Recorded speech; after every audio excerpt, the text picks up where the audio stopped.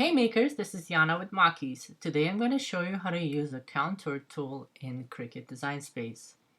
I'm working with the graphic found in my fall bundle. It's an SVG file, but you can use this technique with any SVG that you purchase or that you create. And if you're new to my channel, please consider subscribing for more helpful tutorials for making cake toppers.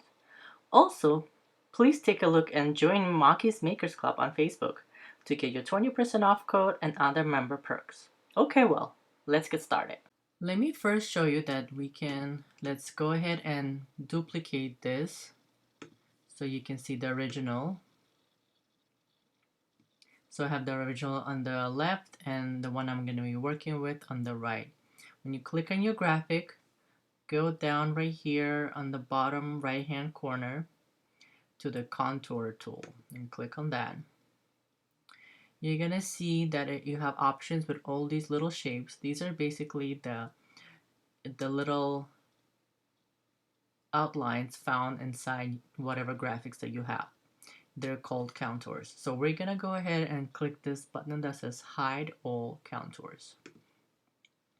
What this does is basically put together all the contours into one. Let me show you. Now after you hit all the contours, go ahead and click X. This is what happens. This is how you can create a background for your shape. Let me show you with changing the color. And if we take both shapes, select all, and then you align them to center, let's change the order of the layers. Here we go. So now you can see that you can create a background even though your file didn't come with a background originally. So this is one option that you can do with it. Let me show you another thing that you can do. So I'm going to select both and I'm just going to duplicate so you can see what we're working with here. Again, I'm going to just select the top layer on the right here, the black layer in this case, and I'm going to go ahead and click the contour again.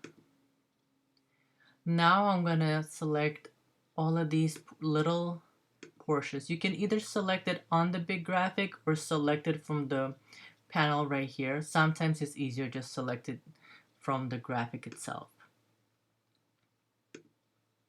And let's try this one right here.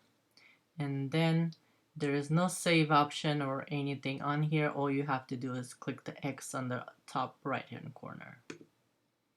So now as you can see, we have a different shape for the sunflower. What I just noticed right here is that you still see the orange portion from our original graphic. That's because we took this counter and we included it, and same with the orange portion right here. So if you don't want that to be the way it is, we can go ahead and select counter on the background layer and click on that, and let's click on that. So let's see again, and let me put them together again. Now this looks much better. Now you can see just the sunflower. You don't see anything else peeking through. If you want, you can do the same thing on the left hand side, and let's try right here.